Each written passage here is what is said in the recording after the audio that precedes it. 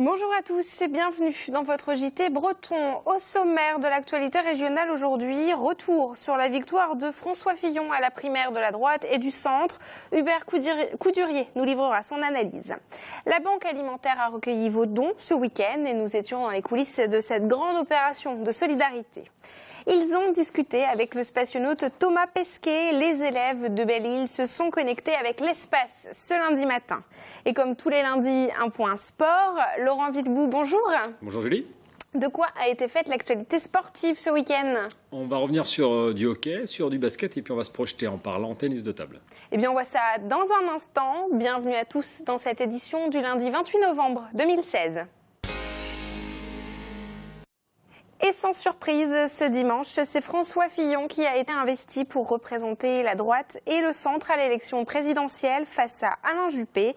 La Bretagne n'a pas échappé à ce raz-de-marée filloniste. Dans le Finistère, 65% des scrutins pour François Fillon et presque 70% des voix dans le Morbihan. François Goulard, le président du conseil départemental du Morbihan, ne souhaite pas voir émerger une candidature dissidente venue du centre. Et Pierre Lebaudot, président de Vanaglo et membre de l'UDI, quant à lui, ne se voit pas soutenir François Fillon en l'état. Leur réaction au micro de Fanny Cocognier. Ceux qui, pour des raisons qui sont plus personnelles que d'intérêt général, pensent à des candidatures, je vise évidemment François Bayrou, doivent comprendre que ça n'a pas de sens. Ce qu'il faut, c'est pouvoir gagner et envisager des candidatures dissidentes dans un paysage politique comme le nôtre, avec cette menace constante du Front National qui vaut pour la droite comme pour la gauche, ça me paraît pas très responsable aujourd'hui. Il ne faut pas se précipiter. Les semaines et les mois qui viennent seront sans doute propices à des rapprochements et à l'élaboration d'un véritable projet pour le pays, ce qui n'est actuellement pas le cas pour moi, mais nous verrons bien. Et on retrouve Hubert Coudurier. Bonjour Hubert. Bonjour Julie. Alors comment est-ce que vous analysez cette percée du fillonisme ? Vous savez que la Bretagne était réputée anti-sarkozyste. On va voir si elle devient filloniste. Elle l'est déjà à droite maintenant. Attendons encore 5 mois pour la présidentielle, afin de savoir si cette terre social-démocrate depuis 4 décennies va redevenir démocrate chrétienne. Alors l'actualité politique continue aussi à gauche. Un déjeuner s'est tenu ce lundi entre François Hollande et son Premier ministre Manuel Valls. Ce dernier a indiqué que la confrontation entre un Premier ministre et un président était impossible. Qu'est-ce que vous en pensez ? La pression s'accroît contre François Hollande pour le dissuader de se présenter aux primaires de la gauche comme il devrait l'annoncer cette semaine. Manuel Valls a tenu des propos un peu ambigus au journal du dimanche qui ont évidemment été surinterprétés et qui l'ont amené à déclarer aujourd'hui qu'il ne pouvait y avoir de crise institutionnelle entre le président et le Premier ministre, ce qui est évidemment faux. On l'avait vu par le passé entre Valéry Giscard d'Estaing et Jacques Chirac.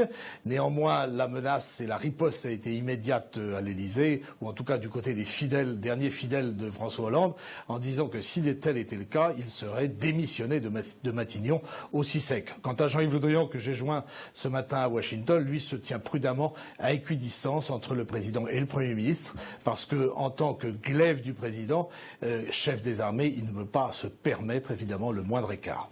Merci beaucoup Hubert pour ces explications. Ils ont discuté en direct avec l'espace ce lundi. Parmi les 15 établissements français sélectionnés pour dialoguer avec le spationaute Thomas Pesquet, le collège Michel Lotte à Belle-Île. Ses élèves sont les premiers à échanger avec lui, Stéphane Mauger et Clara Gestin.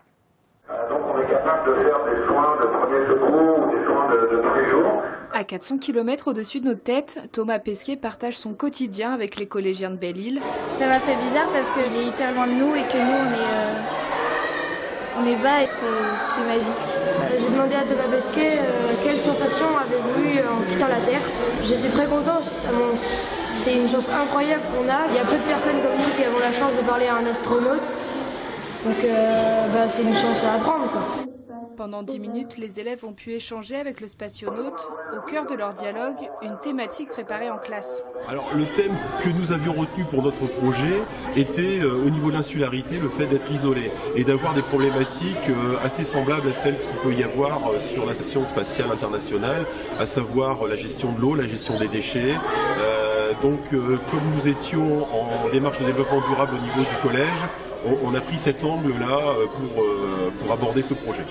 L'échange a été rendu possible grâce à l'association d'astronomie de Belle-Île qui a participé à monter la liaison par radio, non sans quelques frayeurs. À la 5e question, il y a eu un petit peu comme une coupure avec l'ISS. Et puis ça a repris et tous les élèves ont pu passer leurs questions. Et donc oui, ça a été un grand moment, je pense, d'émotion pour les adultes qui étaient là, mais surtout pour tous les collégiens de Belle-Île. Nul doute que cette expérience restera gravée dans l'esprit de ces jeunes Morbihanais, avec peut-être à la clé une rencontre avec Thomas Pesquet d'ici quelques années. Ce week-end fut placé sous le signe de la générosité. La Banque alimentaire organisait sa grande collecte annuelle au centre Leclerc de Pleven et au dépôt de Quimper. Gaëtan Pinel s'est immiscé dans les coulisses de cette opération. La solidarité, le leitmotiv du week-end.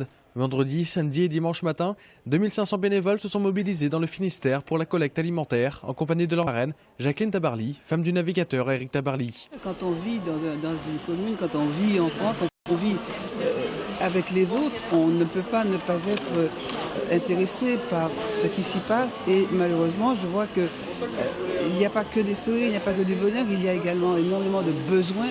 Une action nationale menée par chaque antenne départementale de la Banque alimentaire. Le concept, s'installer dans des points de vente et stimuler la générosité des clients afin de récolter des produits non périssables pour l'association.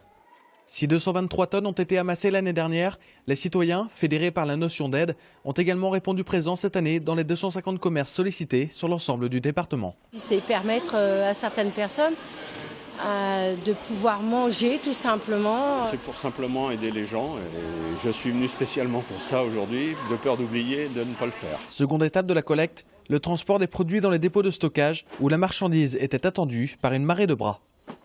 Lorsqu'il s'agit par exemple de biens qui sont collectés à Quimper ou à Brest, on les garde dans nos entrepôts de Quimper et de Brest. Sur les magasins qui se trouvent à l'extérieur de Quimper et de Brest, ce sont les communes, les CCAS qui sont nos partenaires, qui s'occupent de la collecte et qui vont stocker chez eux pour ensuite distribuer. Avant de nouvelles distributions aux 14 000 bénéficiaires du Finistère, nombre constamment en hausse au fil des années, tri et rangement de denrées ont mis fin au week-end.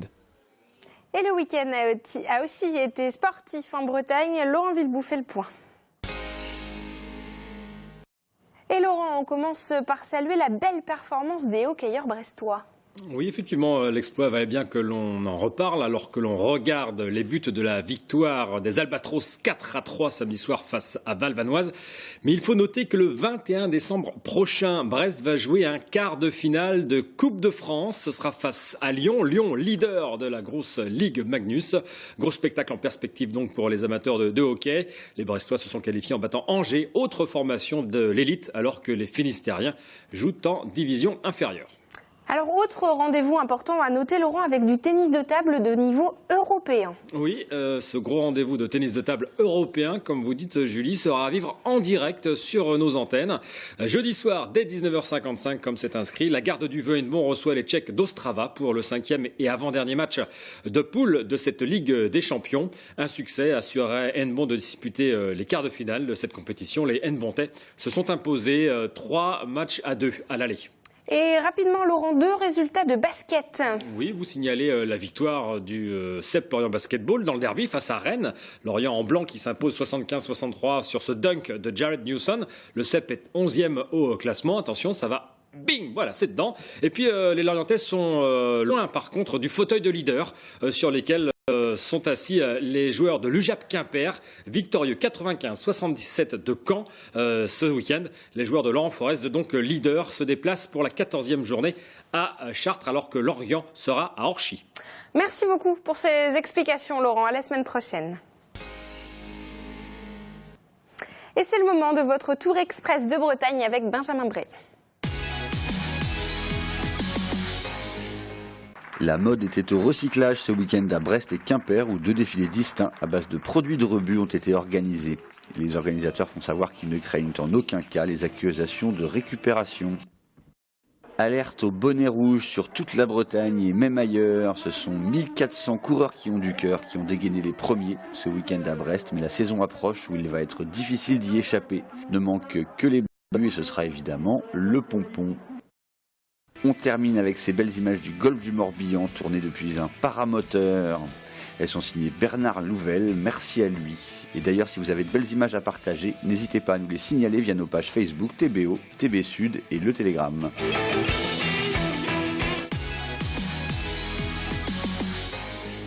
C'est la fin de cette édition. Merci de nous avoir suivis. On se retrouve comme d'habitude aussi sur le replay et on se retrouve demain à 19h30. Bonne soirée.